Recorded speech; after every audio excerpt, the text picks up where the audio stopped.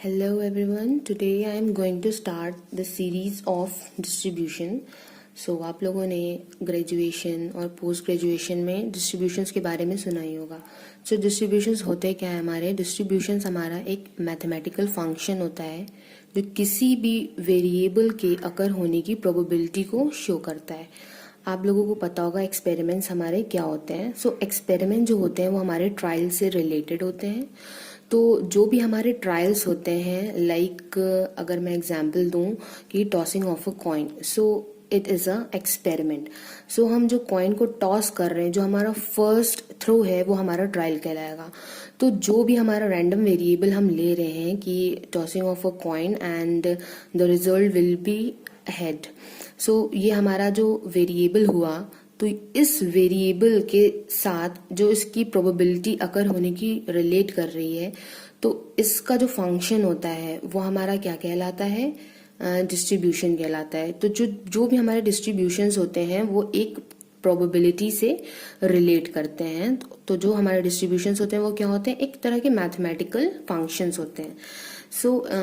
Distributions आपको पता है दो तरह के होते हैं. एक होते हैं आपके कॉन्टिन्यूअस डिस्ट्रीब्यूशन और एक होते हैं आपके डिस्क्रीट डिस्ट्रीब्यूशन. हम स्टार्ट करने जा रहे हैं डिस्क्रीट डिस्ट्रीब्यूशन से.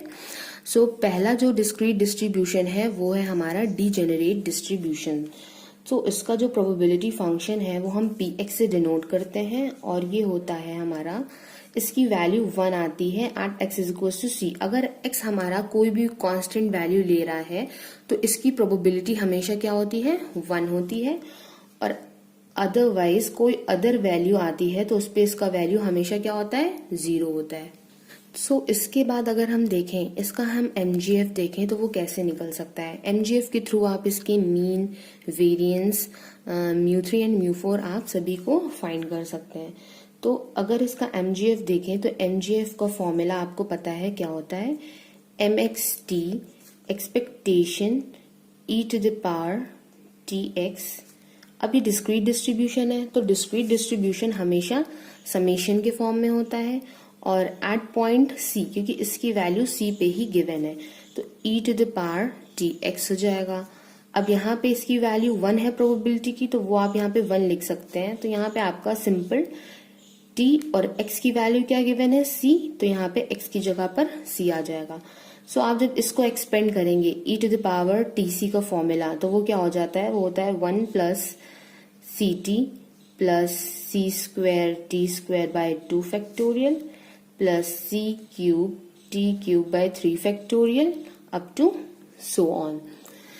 इसके बाद हम देख सकते हैं इसका जो rth टर्म है वो हमारा कहाँ तक जाएगा? वो हमारा जाएगा c to the power r t to the power r upon r factorial.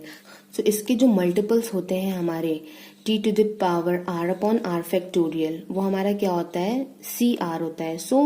Mu R dash को हम किससे इक्वेट कर सकते हैं? Expectation x to the power r is equal to c to the power r. यहाँ से अगर हम म्यू 1 डैश निकालना चाहें तो उसकी वैल्यू हो जाती है c. म्यू 2 डैश निकालना चाहें उसकी वैल्यू हो जाती है c square. Then mu 3 dash निकालना चाहें तो c क्यूब. ऐसे ही म्यू 4 डैश की value c to the power 4. अब आपने अगर स्टैटिस्टिकल मेथड वाला चैप्टर पढ़ा होगा तो उसमें आपने फॉर्मूला पढ़ा होगा वेरिएंस का. वो क्या होता है आपका? Mu 2 is equals to mu 2 dash minus mu 1 dash whole square. Mu 2 dash आपका क्या है? c स्क्वायर है minus mu 1 dash whole square. वो आपका क्या है? c है, बट उसका स्क्वायर करेंगे c स्क्वायर हो जाएगा, तो इसका म्यू 2 की जो वैल्यू है वो 0 आ जाएगी. म्यू 3, म्यू 3 का फॉर्मूला क्या होता है? Mu 3 dash minus 3 mu 2 dash mu 1 dash plus 2 mu 1 dash cube. इसमें अगर हम वैल्यूज प्लेस करते हैं तो देखिए क्या आएगा? c cube minus 3c square into c plus 2c whole cube. इसको जब ओवरऑल हम सॉल्व करेंगे तो ये भी हमारा क्या आ जाएगा? 0 आ जाएगा. एंड सिमिलरली जब हम म्यू 4 सॉल्व करेंगे, म्यू 4 का मैं फॉर्मूला बता देती हूँ आपको. Mu 4 dash minus 4 mu 3 dash mu 1 dash plus 6 mu 2 dash mu 1 dash square minus 3 mu 1 dash to the power 4। इसको जब इसमें भी आप वैल्यूज रख के सॉल्व करेंगे तो यहाँ पे इसका भी आंसर 0 हो जाएगा। सो यहाँ से अगर आपने मोमेंट जनरेटिंग फंक्शन निकाला तो उससे आपको मीन पता चल गया और आपको second, third and fourth moments पता चल गए हैं अबाउट एनी आर्बिट्रेरी पॉइंट और ओरिजिन। उसके बाद आपने ये जो मोमेंट्स निकाले हैं आपको वेरिएंस पता चल गया, म्यू 3 पता चल गया एंड आपको यहाँ से म्यू 4 पता चल गया। अब इसका यूज करके आप क्या कर सकते हैं, यहाँ से आप निकाल सकते हैं बीटा 1। बीटा 1 आपका क्या होता है, कोफिशिएंट ऑफ स्क्यूनेस, जो आपको बताता है डायरेक्शन कि आपका जो डिस्ट्रीब्यूशन है वो स्क्यूड है या नहीं है या फिर सिमेट्रिक है, ये आपको बताता है। तो यहाँ से बीटा 1 की जो वैल्यू होती है वो होती है म्यू 3 का स्क्वायर अपॉन म्यू 2 का क्यूब। सो यहाँ से अगर आप दोनों वैल्यूज रखेंगे, म्यू 3 आपको पता है कितना आया है 0, म्यू 2 भी आपका क्या आया है 0, दैट मीन्स बीटा की वैल्यू आपकी क्या हो गई, बीटा 1 की 0 हो गई। 0 होने का मतलब होता है कि जो आपका डिस्ट्रीब्यूशन है ये डीजेनरेट डिस्ट्रीब्यूशन वो आपका क्या है, सिमेट्रिक है। ओके, सिमेट्रिक का मतलब होता है अगर हम यहाँ पे कोई एक वर्टिकल लाइन ड्रॉ कर दें तो उसके राइट साइड और लेफ्ट साइड डेटा जो है वो क्या है, इक्वली डिस्ट्रीब्यूटेड है। ऐसे ही हम निकाल सकते हैं बीटा 2। बीटा 2 आपका क्या होता है, कोफिशिएंट ऑफ कर्टोसिस, जो कि आपके डिस्ट्रीब्यूशंस की हाइट को डिफाइन करता है कि आपका डिस्ट्रीब्यूशन किस तरह का है। वेल मैं यहाँ पे आपको बता दूं कि जो स्क्यूनेस होती है वो 3 टाइप की होती है। फर्स्ट होती है आपकी पॉजिटिवली स्क्यूड, तो जो डेटा अगर आपका पॉजिटिवली स्क्यूड है तो उसमें इस तरह का कुछ डिस्ट्रीब्यूशन का शेप आता है, ये है आपका पॉजिटिवली स्क्यूड। अगर आपका डेटा निगेटिवली स्क्यूड है तो कुछ आपका डिस्ट्रीब्यूशन जो है वो इस तरह का बनता है, और अगर सिमेट्रिक होता है तो वो इस शेप में बनता है। अब आपका आता है coefficient of kurtosis. So coefficient of kurtosis अगर देखें तो उसका फॉर्मूला होता है mu 4 upon mu 2 square. Mu 4 की वैल्यू 0 है, म्यू 2 भी आपका 0 है।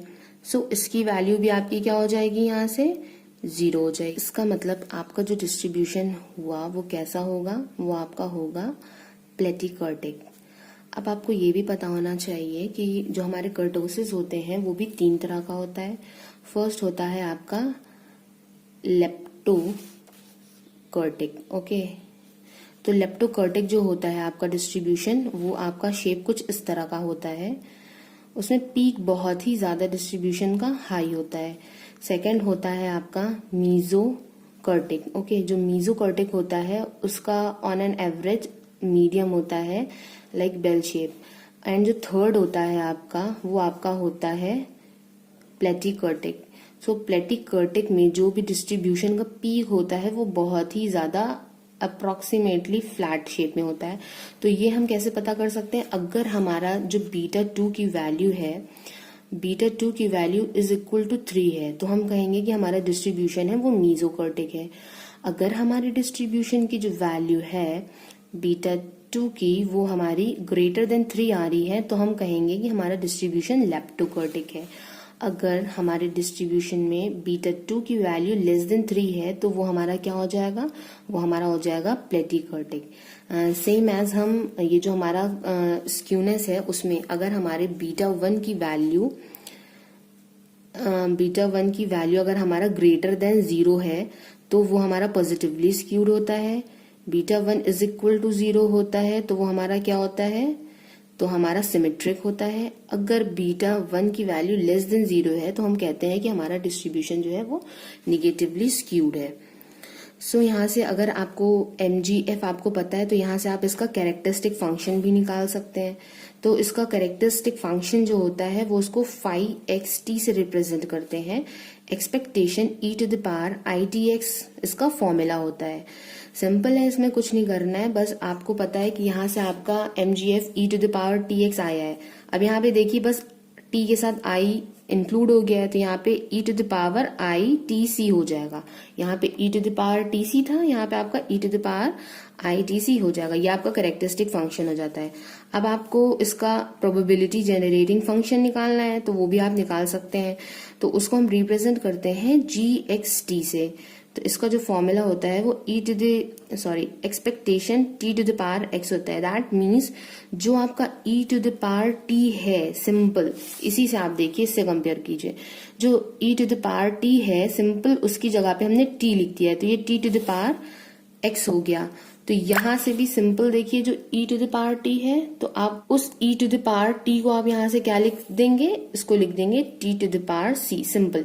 आपको अगर MGF याद है तो आप किसी भी डिस्ट्रीब्यूशन का characteristic function and probability generating functions को फाइंड कर सकते हैं। इस डिस्ट्रीब्यूशन में इतना कुछ खास नहीं है, इतनी ही जो मैंने जितनी भी ये चीज ड्राइव करी है, MGF, mean, variance, β1, β2 and characteristic function और PGF, तो इनमें से ही पूछा जाता है, अदरवाइज इसके अलावा कुछ भी इसमें पूछा नहीं जाता है।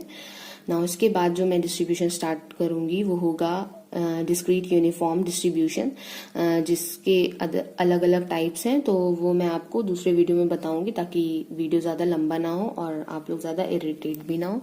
और इसकी जो प्लेलिस्ट है वो मैं अलग से बना दूंगी, तो आप लोगों को अगर कोई भी कंफ्यूजन हो तो आप प्लेलिस्ट में जाके सेट देख लीजिएगा, उसमें आपको सारी इन्फॉर्मेशन मिल जाएगी। Thank you for watching my video. Have a nice day.